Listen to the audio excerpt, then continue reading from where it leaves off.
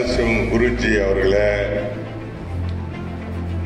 படிப்பு தான் ஒரு மனுஷனுடைய வாழ்க்கை தரத்தை மாற்றி அமைக்கும். நம்ம எவ்வளோ ஏழ்மையாக இருந்தாலும் சரி, எந்த குடும்பத்தை சார்ந்து பிறந்திருந்தாலும் சரி, நல்ல திறமையும் நல்ல அறிவும் நல்ல படிப்பும் இருந்தா நம்மளுடைய வாழ்க்கை தரமே மாறிவிடும். அதாவது அந்த ஜெனரேஷனே மாற்றக்கூடிய அந்த சக்தியானது, அந்த பவரானது படிப்புக்கு மட்டும்தான் உண்டு. படிப்பு இருக்குதுன்னா எதுவுமே இல்லை, நம்ம பூஜ்ஜியத்தில் ஆரம்பிக்கிறோம்னா கூட பெரிய உயர்வு நிலைக்கு வரலாம்.